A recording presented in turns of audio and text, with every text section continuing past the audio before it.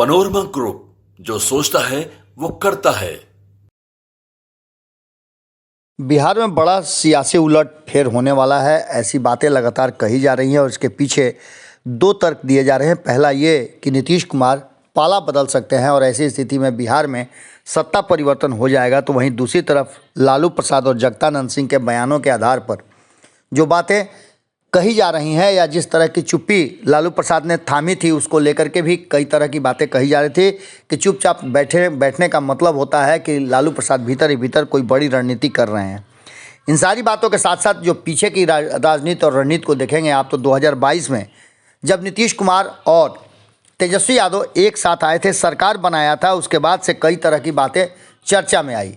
जगदा बाबू नीतीश कुमार और लालू प्रसाद के बीच की वो कड़ी हैं, जो अगर लालू प्रसाद और तेजस्वी यादव नीतीश कुमार से बेहतर संबंध कर भी लेते हैं तो जगदा बाबू उस संबंध से दूर रहते हैं। जब राबड़ी आवास में नीतीश कुमार पहुंचे हैं, आपने देखा होगा कि जगदा बाबू की कभी तस्वीरें आपको नज़र नहीं आई होगी। कल 2 दिन पहले भी जब दही चूड़ा के भोज में नीतीश कुमार लालू प्रसाद के यहाँ गए थे, उसके बाद भी जगदा बाबू दूर दूर तक नज़र नहीं आए थे। लेकिन 2022 की उस घटना से हम आपको परिचित कराते हैं। जब सरकार बनी थी तो जगदा बाबू काफ़ी नाराज़ हो गए थे।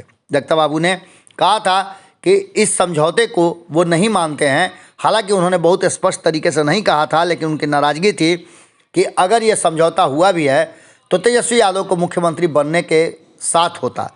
लेकिन खैर, इन सारी बातों के बाद अंततः लालू प्रसाद ने भी हथियार डाल दिया तेजस्वी के सामने और दोनों फिर से सरकार और पार्टी का हिस्सा बन गए। इन सारी बातों को लेकर के एक बार फिर से जगदा बाबू ने ये बातें कही थी कि 2023 में ही नीतीश कुमार को बिहार की सत्ता तेजस्वी यादव को सौंपकर देश की राजनीति करनी चाहिए थी।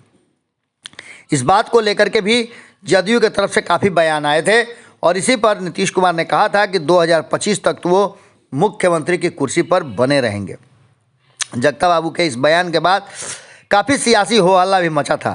उनके बयान के बाद बिहार में राजनीति गरमा गई थी और उसके बाद से लगातार जगदानंद सिंह ने कहा था कि नीतीश कुमार की घोषणा के अनुसार ऐसा लग रहा है कि 2022 खत्म होने के बाद 2023 में देश की लड़ाई लड़ेंगे और बिहार की जिम्मेदारी तेजस्वी को सौंप देंगे। लेकिन ये मौका अभी तक नहीं आया और इस शुभ घड़ी का इंतजार करते करते आंखें पथरा गई हैं। जहां एक तरफ लालू प्रसाद की, वहीं जगदा बाबू भी इस अभियान में पूरी तरह से सफल नहीं हुए हैं। यहाँ ये भी कहा जा रहा है कि तेजस्वी यादव को नीतीश कुमार ने एक बार फिर से झटका दिया है। इन सारी बातों को लेकर के जब जगदा बाबू ने इस पर बयान दिया था तो तब जनता दल यूनाइटेड में उपेंद्र कुशवाहा भी थे। उन्होंने जगदा बाबू को इसका करारा जवाब दिया था और जगदा बाबू का बयान उस पिता के एक्शन की तरह है जो किसी अनहोनी के भय से अपने बेटे या बेटी की शादी जैसे तैसे निपटा लेता है। आप बता दें कि इन सारी बातों को लेकर के जगदा बाबू के साथ लगातार जदयू की 36 का आंकड़ा ही रहा है। लेकिन अब जो वर्तमान परिस्थितियां बनी हैं वो साफ इशारा कर रही हैं कि कोई बड़ा खेल होने वाला है। एक तरफ जहां लालू प्रसाद के बयान, वहीं जगदा बाबू का एक बार फिर से इन सारे मुद्दों पर बोलना इस बात की तरफ इशारा करता है कि मामला अटकता हुआ दिखाई दे रहा है। हम बार बार ये कह रहे हैं कि ये तो होना ही था, क्योंकि 2022 में जब सरकार बनी थी, लालू प्रसाद की आरजेडी और नीतीश कुमार की जेडीयू की, कांग्रेस इसमें शामिल थी, वाम दल शामिल थे, इसमें हिंदुस्तानी अवाम पार्टी भी शामिल थी। लेकिन तब ये बातें चर्चा में ज़रूर थी कि तेजस्वी यादव को नीतीश कुमार जल्दी ही सत्ता सौंप देंगे। लालू और जगदा बाबू ने तेजस्वी को साइड करके एक बार फिर से कमान अपने हाथ में ले लिया है। नीतीश वाला डील कैंसिल करके अब नए खेल की शुरुआत कर सकते हैं। नीतीश कुमार को सत्ता से बेदखल करने के लिए जगदा बाबू और लालू प्रसाद। आपको बता दें कि समय बहुत कम है और भीतर ही भीतर राजनीति और रणनीति भी बहुत तेज़ी से चल रही है। हमने आपको आंकड़ों के हिसाब से समझाया भी था कि आंकड़े बहुत ही नॉमिनल हैं, जिसको लेकर के लालू प्रसाद कोई भी बड़ा खेल कर सकते हैं।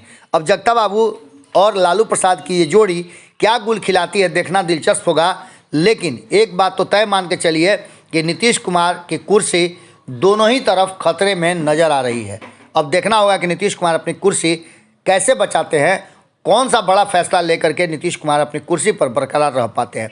जुड़े रहिए भारत लाइव के साथ। बहुत बहुत धन्यवाद। पनोरमा ग्रुप, जो सोचता है वो करता है।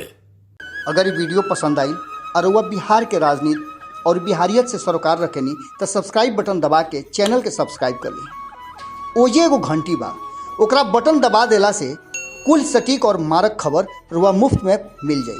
अगर रुआ पत्रकारिता के हमनी के नया प्रयोग में सहयोग कर चाहतानी तो ज्वाइन बटन दबा दी। पेटीएम नंबर नोट कर ली 9386816700। धन्यवाद।